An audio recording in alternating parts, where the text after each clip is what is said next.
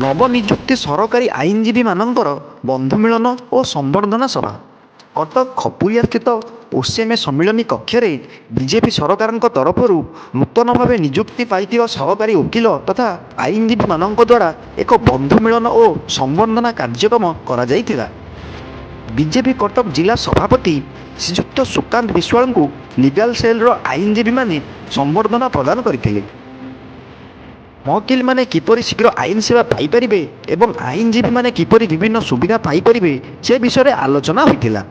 ଏହି ଅବସରରେ BJP legal cell ରାଜ୍ୟ ସଂଯୋଜକ ବରିଷ୍ଠ ଆଇନଜୀବୀ ଶ୍ରୀଯୁକ୍ତ ସୌରଚନ୍ଦ୍ର ମହାପାତ୍ର, ରାଜ୍ୟ ସହ ସଂଯୋଜକ ଆଇନଜୀବୀ Manas Ranjan Mohanty, BJP legal cell Cuttack ଜିଲ୍ଲା ସହ ସଂଯୋଜକ ଆଇନଜୀବୀ ବିକ୍ରମ ଚନ୍ଦ୍ର ଘଡ଼େଇ, ସହ ସଂଯୋଜକ ଆଇନଜୀବୀ ଶିବଶଙ୍କର ମହାନ୍ତି, ସହ ସଂଯୋଜକ ଆଇନଜୀବୀ ଦେବରଞ୍ଜନ ରାୟ ଏବଂ ନବନିଯୁକ୍ତ special PP Krushnachandra Mohapatra, special PP Subhanarayan Das, special PP Mihir Kumar Sahu, ଅତିରିକ୍ତ ସରକାରୀ କ୍ରୀଡ଼ ସଞ୍ଜୟ ଜ୍ୟୋତି, ଅମିୟ କୁମାର ପଟ୍ଟନାୟକ, ବାଙ୍କି ନିଆଳି ନିଶ୍ଚିନ୍ତ କୋଇଲି କଟକ ସଦର କୋର୍ଟରେ ନବନିଯୁକ୍ତ ସମସ୍ତ ସରକାରୀ ଆଇନଜୀବୀ, ବିଜେପି କଟକ ନଗର ସାଧାରଣ ସମ୍ପାଦକ ଶ୍ରୀଯୁକ୍ତ ଜ୍ୟୋତିରଞ୍ଜନ ମିଶ୍ର, ଆଇଟି ସେଲ୍ ମୁଖ୍ୟ ଆଶିଷ ମହାନ୍ତି, ଅଫିସ୍ ସମ୍ପାଦକ ପ୍ରଶାନ୍ତ ସାହୁ ଓ ଅନ୍ୟ କର୍ମକର୍ତ୍ତାମାନେ ଉପସ୍ଥିତ ରହି କାର୍ଯ୍ୟକୁ ବିଶେଷ ଭାବରେ ସଫଳ କରିଥିଲେ। କଟକରୁ ଆକାଶ କୁମାର ସ୍ୱାଇଁଙ୍କ ରିପୋର୍ଟ, ଓଡ଼ିଶା ନ୍ୟୁଜ୍।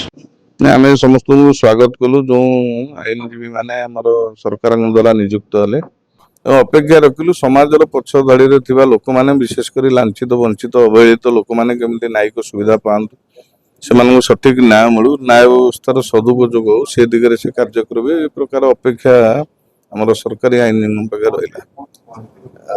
ମାନଙ୍କର ଅସୁବିଧା କିଛି ହଉନଥିଲା, ସେ ବିଷୟ ମୁଁ କହିନାହିଁ। ଯେଉଁମାନେ ଆଇନଜୀବୀ ସେମାନେ ସବୁବେଳେ ସମାଜର ପଛ ଧାଡ଼ିରେ ଥିବା ଲୋକମାନଙ୍କ ପାଇଁ ଲଢ଼ନ୍ତୁ, ଆମେ ଅର୍ଥକୁ ମୁଖ୍ୟ ଅସ୍ତ୍ର ନ କରି ବିଚାରକୁ ମୁଖ୍ୟ ଅସ୍ତ୍ର କରିବା, ଏ ପ୍ରକାର ଅପେକ୍ଷା ଆଇନଜୀବୀଙ୍କ ପାଖରୁ ଆମେ ମାନେ ସରକାରୀ ଭାବେ ନିଯୁକ୍ତି ହେଲେ ସେ ତା ଉପରେ ତତ୍ପର ହେବେ ବୋଲି ସେ ବିଷୟ ବି ରହିଲା।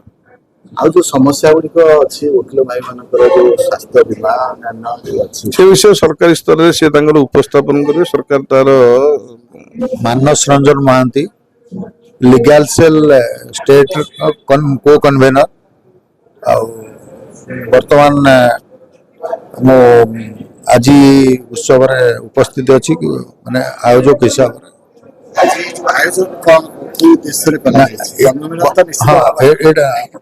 ନିଶ୍ଚିତ ଏଇଟା ଆମର ଗତ 16 ତାରିଖ ଦିନ ଯୋଉ ନୂତନ ଭାବେ କଟକ ଜିଲ୍ଲାରେ ନବନିଯୁକ୍ତ ସରକାରୀ ଆଇନଜୀବୀ ମାନେ ବିଭିନ୍ନ କୋର୍ଟରେ ନିଯୁକ୍ତି ହେଲେ, ତାଙ୍କର ଗୋଟେ ଆମ ପରିବାର ତରଫରୁ ଗୋଟେ ବନ୍ଧୁ ମିଳନ, ତେଣୁ এই বন্ধু মিলନରେ ଜିଲ୍ଲା ସଭାପତିଙ୍କର ଉପସ୍ଥିତ ଏବଂ ରାଜ୍ୟ ଆମର ଲିଗାଲ ସେଲ୍ର convener senior advocate Sauri sir ତାଙ୍କ ଉପସ୍ଥିତିରେ ସମସ୍ତଙ୍କର ଗୋଟେ ବନ୍ଧୁ ମିଳନ ଏବଂ ସମସ୍ତେ ସମସ୍ତଙ୍କୁ ଭେଟି କୃତଜ୍ଞତା ଜଣାଇବା ଭେଟଘାଟ ହେବା। କାରଣ ଜିଲ୍ଲା କହିଲେ ଆମର ବାଙ୍କିରୁ ଆରମ୍ଭ ହୋଇ ନିଶ୍ଚିନ୍ତ କୋଇଲି ପର୍ଯ୍ୟନ୍ତ ଏହାର ପର୍ଯ୍ୟାପ୍ତ ଅଛି।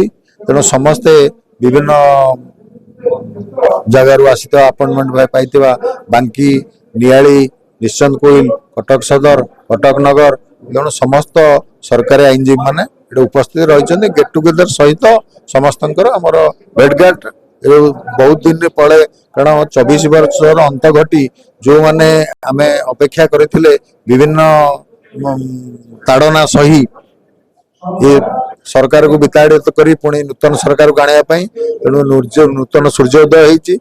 ଆମକୁ ଅପେକ୍ଷା କରିବାକୁ ପଡିଛି 1.5 ବର୍ଷ, କିନ୍ତୁ 1.5 ବର୍ଷ ପରେ ଆଜି ସମସ୍ତେ ଯେଉଁମାନେ ଥିଲେ ମାନେ ନିଷ୍ପେଷିତ ଥିଲେ ଗତ ସରକାରରେ, ଆଜି ସେମାନେ ପୁଣି ଆଜି ଉଜ୍ଜୀବିତ ହୋଇଛନ୍ତି। ପୁଣି